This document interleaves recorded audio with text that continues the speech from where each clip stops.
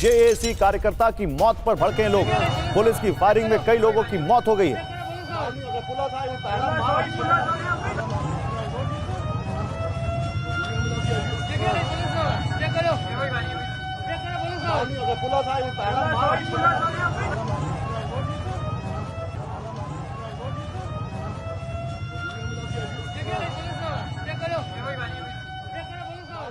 तो पीओके में संग्राम, मुनीर सेना का नरसंहार जो हमने आपको दिखाया।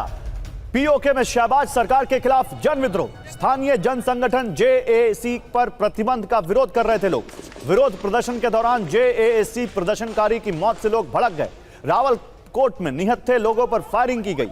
भीड़ पर पाकिस्तानी सेना ने गोलियां बरसाई। पुलिस की फायरिंग में अब तक 27 लोगों की मौत हो गई है और 70 से ज्यादा लोग घायल हैं।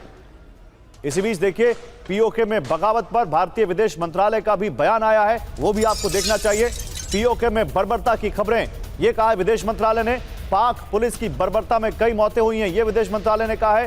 पीओके में मानवाधिकारों का उल्लंघन किया गया है, नाकामी छिपाने की कोशिश में पाकिस्तान, ये कहा है भारत के विदेश मंत्रालय ने। पाकिस्तानी कब्जे वाले कश्मीर में भीषण पुलिस बर्बरता की खबरें हम लोगों ने देखी है। कई एक रिपोर्ट देखने में आया है जिसमें कई एक प्रदर्शनकारी मारे गए हैं और कई एक बुरी तरह से घायल हैं। हम उम्मीद करते हैं कि अंतर्राष्ट्रीय समुदाय पाकिस्तान को अपने दुष्कर्मों और अत्याचारों के लिए जवाबदेही ठहराएगा।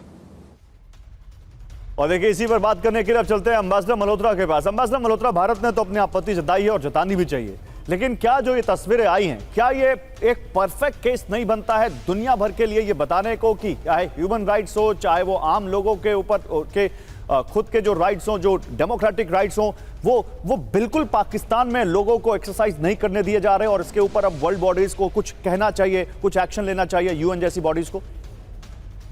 गौरव, ये पाकिस्तान का एक लंबा इतिहास है, तो उसे ये कह सकते हैं जो हम आज देख रहे हैं पाकिस्तान ऑक्युपाइड कश्मीर में, ये उसकी अंतिम कड़ी, अंतिम मतलब आज की तारीख में अंतिम कड़ी। ये लंबा इतिहास है, इनका डॉक्यूमेंटेड एविडेंस है कि कैसे ये माइनॉरिटीज को टेरराइज करते आ रहे हैं, कैसे माइनॉरिटीज की जो वहाँ पॉपुलेशन है दिन ब दिन कम होती चली जा रही है।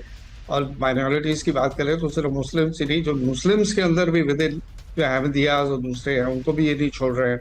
तो इनका रेपुटेशन ऑलरेडी इस बात को लेके है।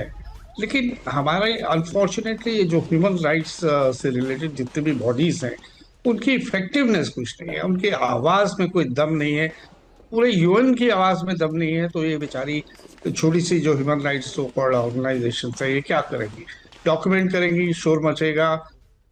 अनफॉर्चुनेटली पाकिस्तान की जो न्यूसेंस वैल्यू है, जो ये अमेरिका ने इसे अपनी गोद में बिठा रखा है फॉर स्ट्रेटेजिक रीजंस कह लीजिए या कुछ भी कह लीजिए, लेकिन बर्दाश्त की एक हद होती है गौरव। और वो मुझे लग रहा है कि पाकिस्तान ऑक्युपाइड कश्मीर इन पर्टिकुलर और पाकिस्तान में इन जनरल ये आवाम जो है उस दिशा में बढ़ रहा है आगे, और ये देखना है कि किस हद तक ये इसको दबा पाएंगे। बिल्कुल, जो ज्वाइंट अवामी एक्शन कमेटी, वहां के लोग अपने राइट्स की मांग कर रहे हैं, आजादी की मांग कर रहे हैं। न केवल उस संगठन को बैन किया गया है बल्कि उसके कार्यकर्ता की मौत भी वहां पर हो गई, जिसके बाद लोगों ने वहां पर आवाज उठानी शुरू की और फिर ये हुआ वहां जहां 27 से ज्यादा लोगों की मौत हो गई। सर,